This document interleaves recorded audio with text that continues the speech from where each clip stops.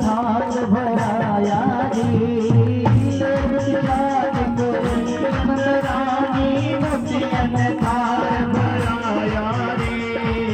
जय जोगी अपने आश्रम को लाला मेरा भराया जय जोगी अपने आश्रम को लाला मेरा भराया पूरे वाला जोगी मारे मेरे आया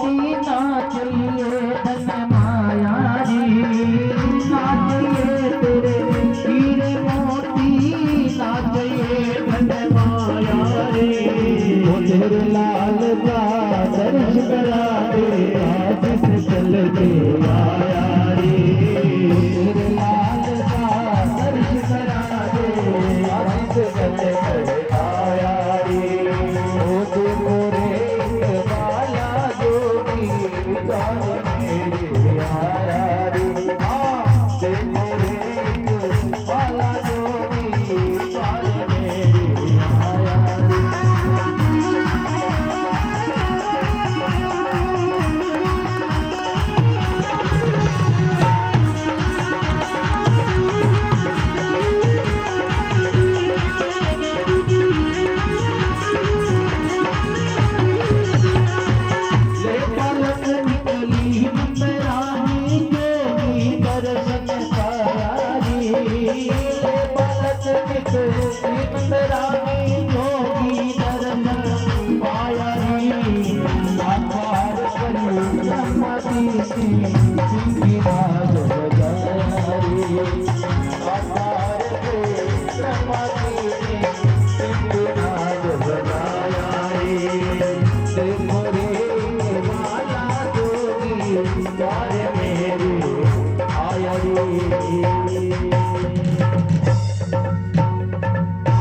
बोले शंकर भगवान की। शंकर भगवान दर्शन करके आशीर्वाद देकर के चले गए। भगवान थोड़े बड़े हुए, घुटमन घुटमन घुटमन घुटमन चलने लगे हैं। 1 वर्ष के भगवान हुए तो तृणावर्त नाम का एक राक्षस आया, भगवान ने उसका उद्धार किया। एक दिन गर्गाचार्य जी नंद भवन के आगे आए तो नंद बाबा ने कहा, पंडित जी आप ठीक आए हो, मेरे घर में 2 लाला हुए हैं, एक का भी नामकरण नहीं हुआ, आप नामकरण करवा दीजिए। अब 2 लाला कौन से हुए थे? एक तो माँ यशोदा के भगवान का जन्म हुआ था और दूसरा लाला हुआ था माता रोहिणी के बलराम जी महाराज।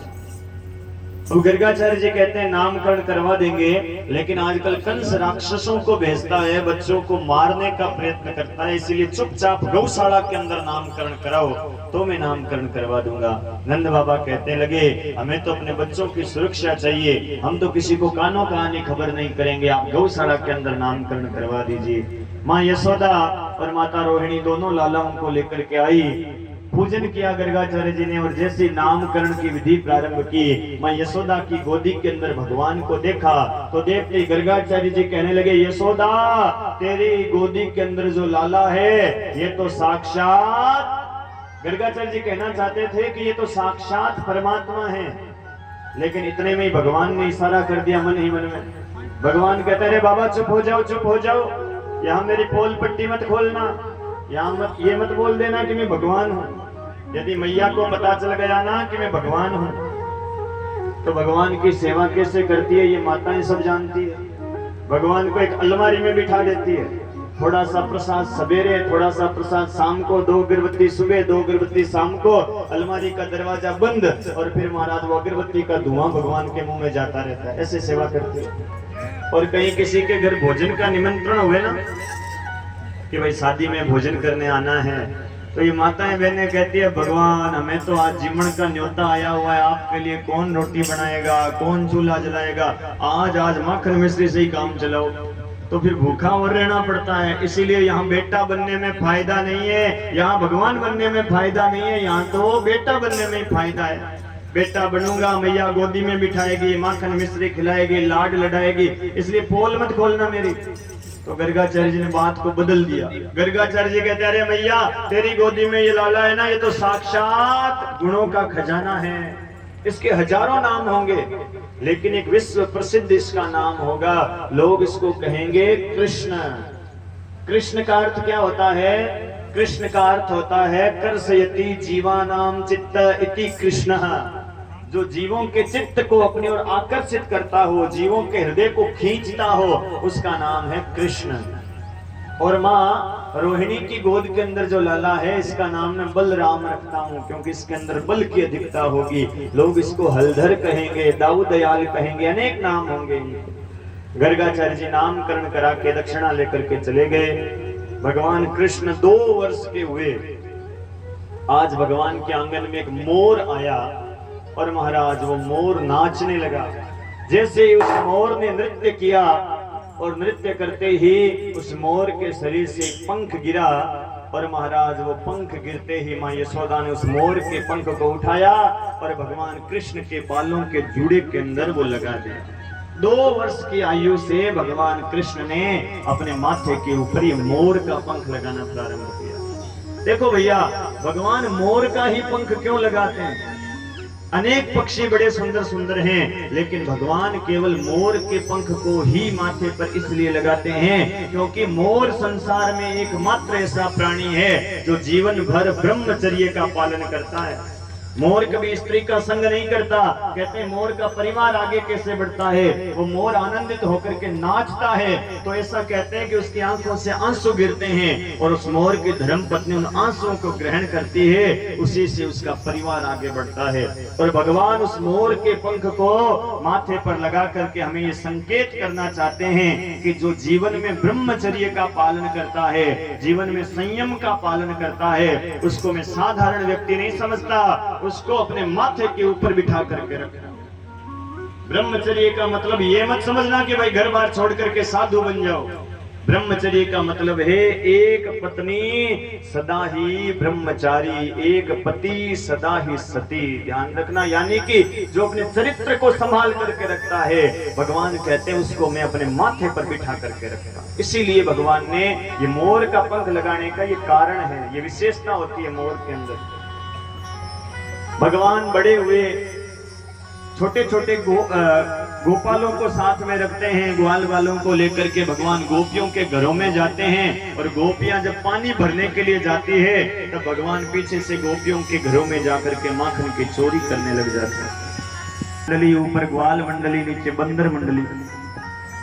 अब महाराज आज मां यशोदा ने देखा कि कृष्ण बलराम खेल रहे थे, और खेलते खेलते भगवान ने एक मिट्टी का ढेला मुंह के अंदर रख लिया। बलराम जी ने आकर शिकायत कर दी कि मैया ये कन्हैया ने माटी खाई है। यशोदा ने आंख दिखाई, छड़ी दिखा कर कहा कन्हैया तेने माटी खाई है।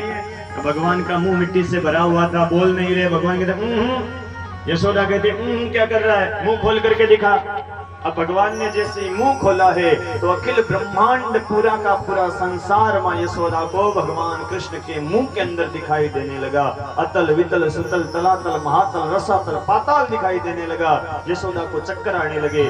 भगवान ने सोचा मैया को मेरी माया का पता चल जाएगा, तो वैष्णवी वितनोन माया, भगवान ने माया को आदेश दिया और माया ने मैया की बुद्धि को घुमा दिया। मैया कहती कन्हैया मैंने तेरे मुंह के अंदर अभी कुछ देखियो। भगवान कहते मैया दिन भर काम करती है ना, तू थक जाती है इसलिए चक्कर आ गया होगा तुझे। मैंने माटी नहीं खाई है मैया, ये माटी नहीं, ये तो ब्रज की रज है। इस ब्रज की रज का मैंने भोग लगाया है। इस ब्रज के रज की बड़ी महिमा है। रमण नहीं कियो न जमुना पान, रे मन तू समझो नहीं ब्रज को तत्व महान। उस ब्रज के कण कण के अंदर कृष्ण का स्वरूप दिखाई देता है। मैया मैंने माटी, ये माटी नहीं है, ये तो साक्षात ब्रज की रज है, इसका मैंने भोग लगाया है। माँ यशोदा ने नहला धुला करके सुलाया। और महाराज आज भगवान कृष्ण 2.5 वर्ष के 3 वर्ष के हुए तो माँ यशोदा ने भगवान के पैरों के अंदर एक पायल बांधी। अब जैसे ही भगवान कृष्ण उस पायल को पहन करके आगे पांव रखते हैं तो उस पायल की छम छम छम छम छम छम छम की आवाज आती है। उस छम छम की आवाज को सुनने के लिए भगवान बार बार पांव को ऐसे पटकने लगे और महाराज पायल की छम छम छम छम छम छम छम छम की आवाज आने लगी। अब भगवान उस आवाज को सुनने के लिए नाचने लगे। अम्मा यशोदा नचा रही है, भगवान कृष्ण नाच रहे हैं। इतने में एक गोपी आई और उस गोपी ने आकर के देखा तो भगवान नाच रहे थे। गोपी कहती यशोदा तेरे भाग की कही ना जाए, जो पूरे ब्रह्मांड को एक उंगली के इशारे पर नचाने वाला यशोदा तेरे सामने बालक बन करके नाच रहा है। वो गोपी दौड़ी दौड़ी गई पनघट के ऊपर जहां हजारों गोपियां पानी भरने के लिए आई। और वो गोपी कहती अरे बहनों आप सब तो पानी भरती रह जाओगी, मैंने एक संसार का आश्चर्य देखा अभी। गोपियां कहती क्या आश्चर्य देखा? तो वो गोपी कहती है मैंने उस ब्रह्म को यशोदा के आंगन में नाचते हुए देखा, मुझे बड़ा आनंद आया। चलो मेरे साथ चलो, मैं तुम्हें भी उस ब्रह्म का दर्शन करा के लाती हूँ। गोपियां कहती अरे बहन तेरा तो भाग बढ़िया है जो तू ईश्वर का दर्शन करके आई, हमारा ऐसा कहाँ भाग जो हम उस गोविंद का दर्शन करें।